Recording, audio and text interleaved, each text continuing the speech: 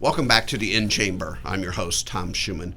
If you tuned in for the first of our 3 March episodes featuring college and university presidents, you heard from Deborah Curtis of Indiana State University. Today we're going to travel, maybe not literally, but figuratively, about 60 miles northeast of Terre Haute to Crawfordsville. Selected for the position in July 2013, he is the 16th president of Wabash College. Dr. Gregory Hess, welcome to the In Chamber. Thank you so much. Look forward to being here. Well, let's go back before we move forward. We'll spend a lot of our time current and moving forward, but I mentioned July 2013. What was the number one factor that brought you to Indiana and to Wabash College? Well, what really inspired me about Wabash College was its mission, very kind of focused, very kind of distinctive in terms of how it approached education and what it felt was important about education. But in addition to the mission of Wabash that made such a difference, it was the ambition that Wabash put behind that. They wanted to continue to be, the destination for young men in terms of a liberal arts education, and to, get that story out there in I think a more expansive way. Obviously, you would have done your homework before you came to Indiana, but what has surprised you, if anything, as you've experienced Wabash firsthand for the last 6+ years? What I think you find is that, the Wabash Nation is extensive. I know sometimes it goes by other names, but, the Wabash Nation is extensive. It's very kind of joyful, very deeply grateful for their education at Wabash. And that's, I think, the thing that surprised me the most. I was actually a little surprised by their passion for sports as well, but that's part Indiana. It's also part Wabash College. I got follow-ups on both of those topics in a little bit. We'll dig a little deeper. Wabash, obviously, for most of the people out there know as a male institution. Mm-hmm. I'm curious, approximately how many colleges, universities around the country are still gender specific like that? Well, I think there are about 40 colleges that are all women. There are, depending on how you count it, 2 or 4 all-male colleges. There are Really? A couple of us that are what we call standalone all-male colleges. That'd be Wabash College in Hampden-Sydney in Virginia. There are a couple others, Morehouse College and St. John's College, that in some ways are twinned with women's colleges close by. But so we consider ourselves to be 4 brothers collectively. How has that changed over the years? Were there significantly more all-male colleges? There were significantly more all-male colleges. A lot of colleges became co-ed, starting in the 60s and 70s and all the way, probably the last few that changed were probably in the very early 1980s. According to Title IX, single-sex colleges are protected to remain all single-sex. As long as they remain so, and that's actually part of Title IX legislation. So I don't think there are going to be any new ones at the undergraduate level, but it's something that I think is important in the conversation about not only what's the best way to empower young women in their lives, but also how to empower young men in their lives. So talk about why being an all-male college is the best thing in 2020 and assume going forward for Wabash College. Well, I think we can more than assume going forward for Wabash College. The important thing is to look at what we think are the emerging dynamics for young men. You can look even at our state here in Indiana. Young men don't graduate from high school quite as much. They don't go to college quite so much. They don't graduate from college quite so much. You put all that chain together of students not, young men not moving forward in their education, and you'll see that there is an emerging difference between the outcomes of young men and young women. And obviously, we know that the return on education, starting from pre-kindergarten all the way through college, is extremely high, and we have to think more societally about what is it that what is the way that we can kind of help eliminate that difference and make sure that all students, male and female, from with all different backgrounds, are fully served by education. Wabash focuses intensely on how to provide that distinctive education that best serves young men. And we have some of our tricks, or maybe tricks, some of our secret sauce, and I'm happy to share that if you want to dig further. Absolutely. But one more question about yourself and your background. You have experience at a number of prestigious universities. Your work as an economist in that area. Talk about some of the lessons learned throughout your career that you brought to Wabash. You know, what I think really matters most is if institutions know who they are, they have a better way of finding their kind of true calling, their true destination. You're not going to get there unless you know where you're going. Is the way we kind of think about it at Wabash. So I've been fortunate to work for organizations starting out in the Federal Reserve Board as an economist and teaching at a range of liberal arts institutions, teaching at graduate schools and business schools both in the U.S. and abroad, and institutions that have a very clear mission, that have the ability to institutionally focus on the excellence of their students, can really make a difference in their lives. And that's what inspired me about Wabash. So I always ask people in your position, whether it's in this forum and some of our BizVoice roundtables, the many, many roles of a university president. How do you segment those? And I just heard you talk about focus on a mission. I assume there's a lot of segmentation going on and prioritizing to get everything done that a university president has to get done. Well, I enjoyed being an academic for a lot of years, and somebody said, well, the difference between being an administrator and an academic is that, when you finish a paper as an academic, it gets in the journal, there's a moment to celebrate. The challenge is that, you never get to the bottom of the pile, administrator. There's always this, increasing flow of things you have to keep up with. In terms of how I try to do my job, I try to focus very intently on working with our kind of alumni and broader friend leadership, which is based on the board of trustees of the college and our alumni associations. I try to work directly with them to make sure the shape and the tone of the college resonates and that we get good governance. And then I work to help oversee the senior staff. We have about 8 or 9 people who are incredibly dedicated, who know their jobs better than I do, and so I tend to be a pretty strong delegator. If you're a president and you're not a strong delegator, if you're not a strong delegator, you're gonna. It can be awfully hard. You always have to give them. They all have to understand that you can dig into it if you have to, but you have to trust them enough to do it themselves. And I think that's how we keep it moving. But you're constantly in motion. When I talk to my children, I say, look, it's never clear I'm working, but it's also never clear I'm not working. So it is a 24/7 experience. All right, the two things you mentioned early on. Let's tackle athletics first. Sure. So my daughter went to DePauw, which that friendly rival of Wabash. That's right, absolutely. And I actually worked in sports reporting in newspapers. My first Monon Bell game, I thought I'd seen about everything in sports, but that was a totally different experience. What was your reaction to that and what you talked about, that passion for sports? Everyone brings their A-plus game. No matter how the season's gone, the ups, the downs. I mean, these are Division III athletes. They do have organic chemistry tests the next day, so they've got a lot going on in their lives. But no matter what's happened in the season, this is the game, and it is intense. It's enjoyable. It is, everyone has some historic, element to it. So that's good. I'll tell you, when I sit down, my resting heartbeat is, I don't know, 60 or 70. But a couple of games ago, I sat down and just sitting down was 127. So everyone's amped up, and I'm not on the field, so I can just imagine what's going on in the field. And I think we won't dig into the sports too much, but I think there was a call at the end of this game that probably amped the heartbeat up a little bit higher. It is, I was actually standing right there in the corner. I think, Wabash, obviously, people had a lot of concerns about that call.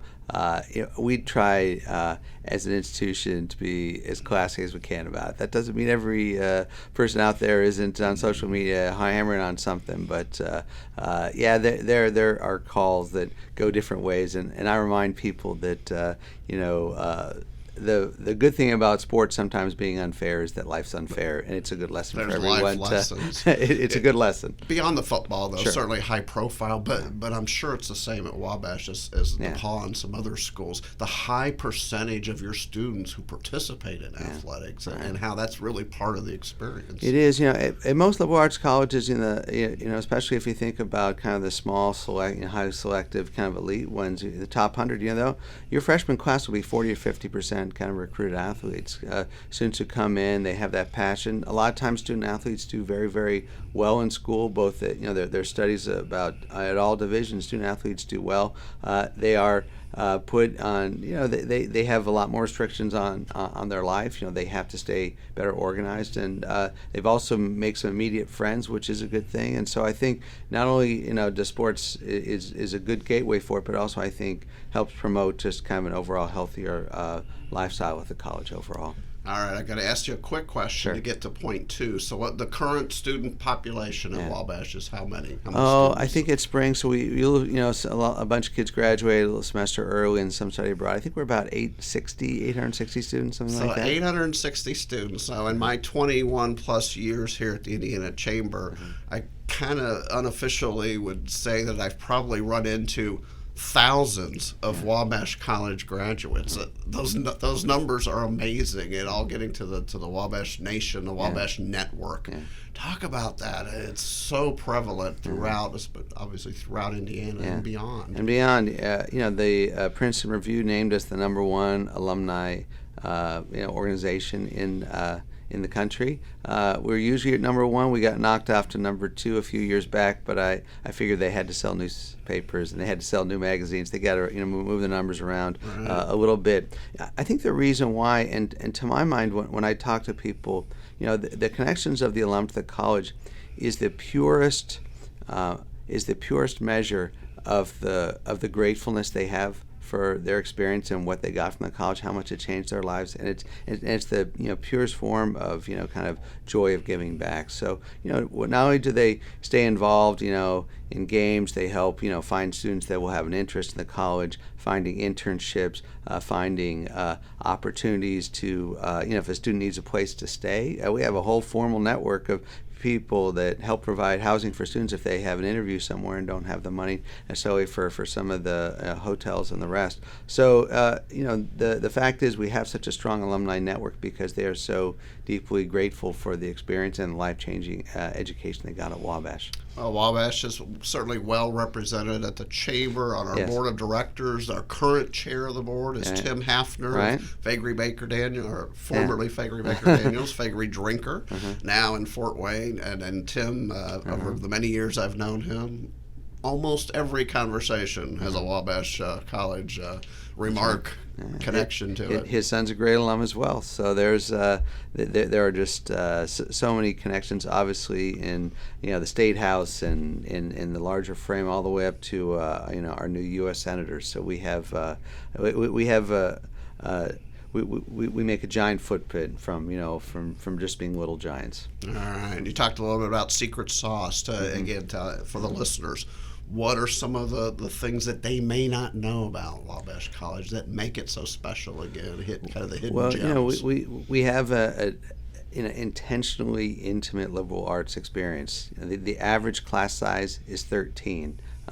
There's probably I won't list the toniest private schools in Indianapolis, but I'm predicting that their class size is probably, if it's 13, it's not lower or much lower than that. That's a very kind of close, peer-to-peer and faculty interaction space for students to help understand material and help kind of think forward into ultimately the things that they'd like to do in life. So we have this great liberal arts education that makes them learn across huge venues. We expect them to we hire faculty who are personally dedicated teacher scholars. And then we kind of mix it in with connections to alumni who really want to give back, and that helps externalize the students into the world. The final thing, which takes a little while to kind of explain, is the gentleman's rule. We are an honor code college, and we think that does some really important things for young men in particular. In fact, most single-sex institutions tend to be honor colleges, which is we expect them to be responsible. We expect them to think about the implications of their actions, and to think about, to kind of build that muscle in the back of their head about, should I be doing this, or should, I go to sleep instead? Things like that. Mm-hmm. Got a couple other Wabash questions, Sure. but even bigger picture, a few things that are so prevalent in higher education today as you think about student debt. Your perspective, not just with Wabash, but the bigger picture of how we're trying to tackle that, and what some potential steps might be to help in that. Well, the cost of education is going up at a place like Wabash College. We're essentially a no additional fee school. There are a lot of schools out there say, oh, we're not, we're keeping tuition rates low. But if you look at the fees, you're on to page 3 by the time you're finished. I can attest to that. And we don't charge. We don't even charge for parking. So you come here, it makes it a very kind of non-transactional process. We work very hard to make sure we have a very transparent, financial aid matrix, both for need and merit, and to help people understand that even though our tuition is pegged to how much we invest in you, oftentimes the price that the student pays is much lower. And what that tells you is that gap is funded through the generosity of alums who benefited from that education. It's not the business model everyone would want to work for, but it's certainly one that has historically made Wabash College a great college for over 180 years. We do try to keep our debt limited, and we do a lot of financial education, both with students and with families. Our students leave with about the same amount of debt as a lot of other top schools in Indiana. The federal debt is capped at about $27,000, and it's not, it's not attractive to leave with that kind of debt. But if you think about how much leverage that gives you the rest of your life, and the extremely high return on investment that Wabash College students have, it actually is. It is a good financial investment in your life, even if you are holding some debt for a little while. How about student expectations? How have they changed as I think back many, many years ago to my undergraduate experience at Ball State? But how have things changed in that regard? Well, I was reasonably clueless when I went to college, and I think, if I speak for those of us who went in the 80s and 70s and some others, I don't think we quite had that intentional focus. We work really hard on making sure that students know that, Wabash College is something that will benefit you for your lifetime, but you're really only going to be on campus as a student for 4 years, which means you have to find just a true academic passion, and we ask them to find it. If it's in theater, you need to do theater. But ultimately, we want to make sure that you're ready to move on in the world when you leave, either because you want to further your studies there, or because you want to become a coder. So we try to provide just a range of opportunities for them, both inside the classroom but also outside the classroom, to pick up these types of opportunities. So we work on day one. If you want to apply for a job on campus, you need a resume. It has to be cleared through Career Services. And once Career Services gets a hold of you, they never let go. It is why we're also the #1 internship, ranked in the Princeton Review. This is a small college, 900. We have usually about 80% of our students are on a Wabash College connected or paid for internship every summer. So we work on reminding them that they're here, but we need to professionally develop them along with a great liberal arts education. Kevin Berninger shared with me, we sat down with you recently, and you kind of gave him some of the materials or things that you provide students in the recruiting process, and it was pretty basic. About internships and about job placement, and you got a strong story to tell. It is.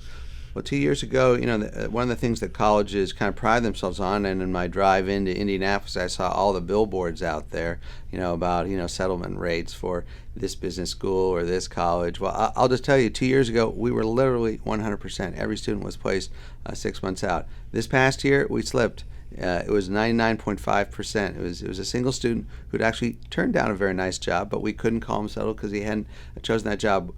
We have an exceptional dean for professional development, Stephen Jones, who spent a great deal of his career at IU Health and worked before that in the State House. He and his team do a wonderful job of matching students to great opportunities. So in my research about yourself and about Wabash, I came across a bell ringing ceremony for freshmen. Yeah. I was unaware of that. Talk about the significance of that and how it carries through the 4 years. Well, I think the tradition was started by Thaddeus Seymour, who was a great president of Wabash College in the late 70s. In the late 60s through the 70s. Thaddeus recently passed away. He's a great Wabash president, and he took out the bell that Caleb Mills used. Caleb Mills was the first teacher at Wabash College, and he's also the founder of public education in all of Indiana. Really signature feature, but he would have a bell that would ring students into class. And so when in the ring-in ceremony, and I have my own special version of it, which is called the Four Gets Not to Forgets. There's a speech, and then they're rung in, and on the day and the day they graduate, they're rung out, and as they're rung out, they get the Four Gives Not to Forget as well. So there's a speech that ties it all together. Excellent. So we talked about your experience in the classroom as a dean, as a department head. Do you ever get a chance to go back into the classroom these days? Yeah, every once in a while I'll spell, an economist in the classroom. I think a few years back that was more likely because, we had a lot more sabbaticals and things flowing around. We've had some very generous donors to a campaign, so we have a stronger, broader group of faculty. So we have higher numbers there. So I think my pinch hitting is being reduced. But like many college presidents, I'm on the road trying to raise some funds. I will say, though, that one of my favorite classes that I do try to teach in every semester is a course called Senior Colloquium, and it's a great books course for students, and it's done, the grade is entirely based on your discussion. So you have to be prepared to engage in dialogue and to do so in older texts. And actually, last night, that's where I was with Chinua Achebe's Things Fall Apart. It seemed appropriate given the challenges we have in our day with viruses and the rest, that things are slowly falling apart, and it's not clear that the center is going to hold. But it was a great opportunity for 90 minutes to sit around with about 13 or 14 Wabash students talking about this exceptional text and their understanding of what it means to be a man, both in an African culture and how they say it now, and also kind of the rise of post-colonial, the intricacies of this with post-colonial literature. It was a wonderful night. I was gonna say, how enjoyable is that? It is enjoyable. Oh yeah, that makes it all worth it. It makes it all worth it. Absolutely. So when you think about, and I asked Dr. Curtis these questions a couple of weeks ago, a couple of things, but when you think about success, whether it's personal success, whether it's university-wide, professional, personal, what makes a successful day at the end of the day? How do you take a deep breath and it's been a good day? Well, not everything that comes to the president's desk is a nice thing. Sometimes it's there's an alum, there's a parent, somebody's done something that they'll probably, regret later. Maybe somebody's gone a little overboard in their either enthusiasm or their criticism. I always remind people that the currency of higher education is criticism. There are no journals of literary praise, right? They're journals of literary criticism. That's the currency. You have to be able to, you have to be able to deal with that as a president. But what I tell people is, and I tell my wife Laura, when my head hits the pillow, I know that I've connected great students to great faculty in a life-changing education, and that to me is what ultimately spells success. It's really what's happening in the classroom and those close connections they make with their peers and their faculty that I'll never be able to bottle and will never be able to automate. So we know there's many responsibilities, many roles, but in any spare time that you might have, what are some of your hobbies, some of your passions, maybe outside of work? I sometimes wish I had some more, passions and hobbies. I'm a huge Arsenal soccer fan for everybody who's out there. I went to my first game in 1982, so fortunately their colors match with Wabash, so that gives that all me, works out well. It all works out well. I'm a big San Francisco Giants fan too. I grew up in San Francisco, so I do follow them pretty passionately. What Laura and I enjoy doing is doing some travel, so that takes up some of our bandwidth in terms of thinking out the next one. And in fact, we're currently planning to do an adventure this summer. Of course, with all the coronavirus issues, we'll see if maybe that gets postponed. The other thing we do is we try to catch up with our family. We have a daughter. Older daughter is a reporter for CNBC in New York. Younger daughter works for a nonprofit, environmental nonprofit in Washington, D.C., and so trying to get together all at once can be a bit of a challenge. But we like to do that. And my sister and my wife's brother also, we try to pull into the fold. So getting everyone together is also kind of our passion, but it's a tricky one. It can be. So whenever anybody talks about travel, that it means two follow-ups. One would be, what's one of the favorite places you've been that you've had a chance to go to, and what might be out there on the bucket list for a future trip? Well, the first I put on everybody's highlight list, and I've been fortunate to it's been a lot of places, but I think Laura, our trip to the Galapagos is just something that you can't really see anywhere else. I mean, there are a couple other significant places that we've been to in life, but the Galapagos is just you won't see the world the same way again. We plan to try to hike the Camino de Santiago. We've done about 100 miles of it. We did it with part of an immersion class, group of students who had read a lot of the pilgrims, the texts of the diaries of the pilgrims who'd hiked it 500, 600, 700 years ago, and we hiked about 100 miles of it. Our goal is to try to hike all 500. Of course, sometimes life things fall apart, so we'll have to see if we can pull that off either this year or sometime soon. Last question, then, obviously, as with your background, what you just talked about, teaching a class, what type of books do you enjoy reading, or is there anything that even you've read recently that just really struck you?